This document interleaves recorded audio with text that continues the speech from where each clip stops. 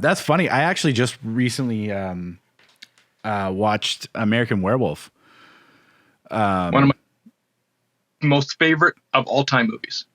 Oh yeah, it's a wonderful, and I had never seen it before, so I know. I know. I don't have a bell for name. I need shame. Right. Well, and so I've been collecting a lot of these like NECA figures lately, and the American Werewolf figure kind of came across. Like I bought the, I guess it's like the Nazi werewolf one, and it comes with all the multiple heads. And I was like, oh, that's a cool figure. And then that kind of spurred me into, I was like, you know what? I should probably sit down and finally watch that movie. And I'm so glad I did. It was it's like, okay, yeah, I get why this is a cult classic. And then I recently, huh? Oh, you didn't watch Paris, did you? More recently, I went and I watched Paris, and it's not as much fun. That's for sure. That's I'm like, well, right from that, because I have it on VHS. So it's like at the moment the movie starts, it like starts as I think it's either Touchstone or whatever, or it's like a full on Disney movie at the very beginning with all the previews and stuff. As soon as that started playing, it kind of hit me. I was like, oh, I kind of know what I'm in for. Like it's going to be not even remotely close to the original, and it wasn't. Yeah, I saw it in theaters. Oh, God. And as I said, the original Werewolf is one of my favorite movies of all time. I went to theater, and it's one of the few times I left angry. Oh. Like, and again, I own Ghostbusters 2016. Yeah. I left that theater angry. I don't blame you at all. That is an infuriating movie. And well, same year, John Landis came out with Blues Brothers 2000. Yeah. Which is his sequeling, and he didn't do Paris because he wanted to do Blues Brothers 2000. Right. Fantastic soundtrack, Blues Brothers 2000. Right. The movie was okay. So, okay. But it wasn't Werewolf in Paris. No, of course.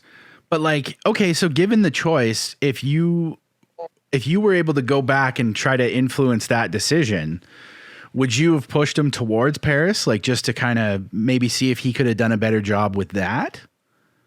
Absolutely. Yeah. I think because it was, his baby right from the beginning. It was one of his first movies he never wrote. I think he wrote it like he was 16 as a teenager before he ever got the script made. Wow. I didn't know that. Yeah. Basically, I think it was Animal House was super popular. Like, hey, what do you want to do next? Like, I got the script I did as a kid. Can I make this? And they're like, sure. Yeah, that sounds about right.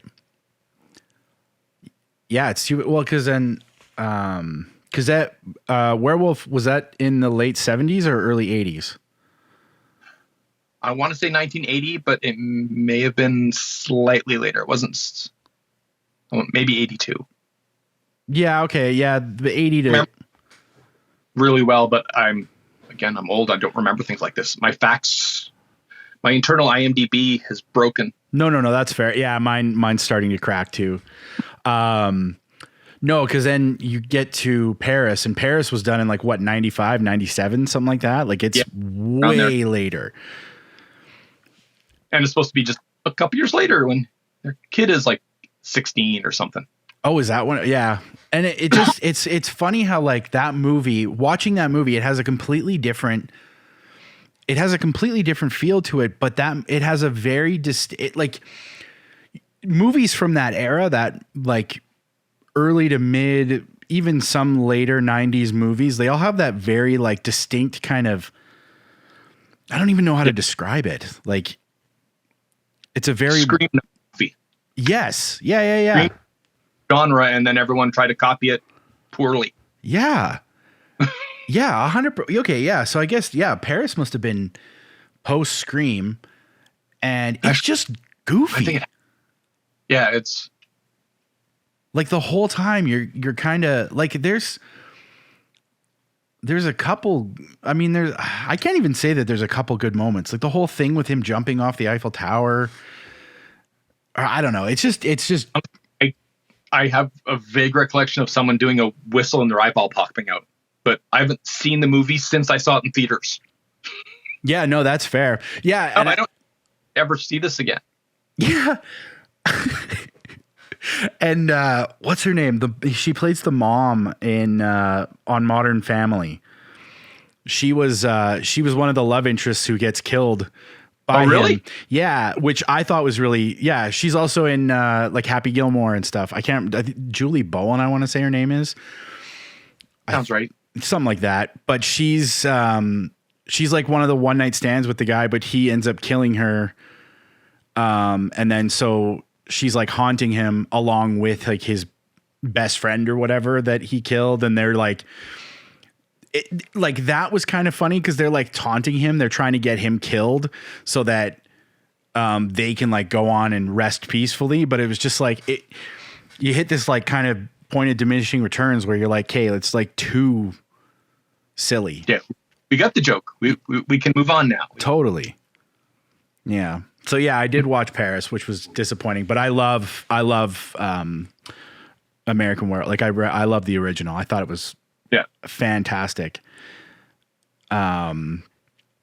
Did you watch, speaking of Landis, did you watch what the hell is it called? Cursed Film? Like, do you have Shudder?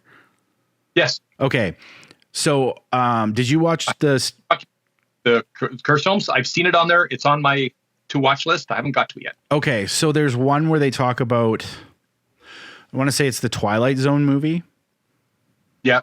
And the segment that, what's that? Vic Morrow. Yes. The guy who died, I think, from the John Lansing. Yeah. Who was series combat. Yeah. See? So that whole segment, where they talk about Vic Morrow and the helicopter crash, and I kind of wish going into it they had put like a warning at the beginning, because they show the actual footage of like the helicopter coming down behind Vic Morrow and the two children, and then the blades go and suddenly they're gone. And I started crying. Like, I was just like, what the fuck did I just watch? And my wife came upstairs. She's like, what's going on? I was like, I was not prepared to watch 3 people die in this fucking documentary. It was hard. And, so yeah, you start looking into it a little bit more, and it kind of soured me on Landis a little bit, like as a person. Yeah. I don't know. Like, what do you feel about, like, what's that? Pre-cancel culture. If that happened nowadays, it would have just been. Oh, 100%. Yeah. Which I thought, I thought that was a very interesting kind of, I mean, yeah, you're totally right. It's kind of weird because I'm like remembering it now going, oh, fuck. Like, it's a good episode, but it's like, holy shit. Like, probably should have been cut from like, no, let's just start over. We'll put another segment in there. We'll do something else. Or not even that. Just other stuff that followed. Like, I don't need I don't need the frames of like where they literally get taken out. Like, yeah. Like, I don't need to see that. Like, it was not to turn this into a downer thing, but it's like, I remember, watching that. Cursed Films as a documentary series is really, really well done. And there is some really interesting stuff about, like Rosemary's Baby, and like a lot of, like the Wizard of Oz one was good because they debunked a whole bunch of myths of like the guy hanging in the background. Like, that didn't actually happen. So yeah, you'll definitely enjoy watching it. But maybe I'll skip the Twilight Zone episode. Yeah, I mean, if you don't want to see that, I mean, everything else except for that was super interesting about it, because I love that movie.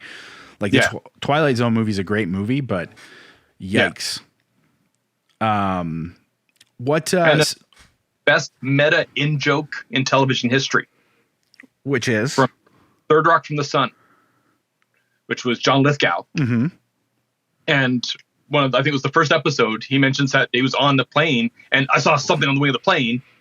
And then several years later, when William Shatner showed up, who was in the original Twilight Zone episode, and made the same joke. So it was this weird tri-meta reference that I'm like, wow. That's so many levels of deep.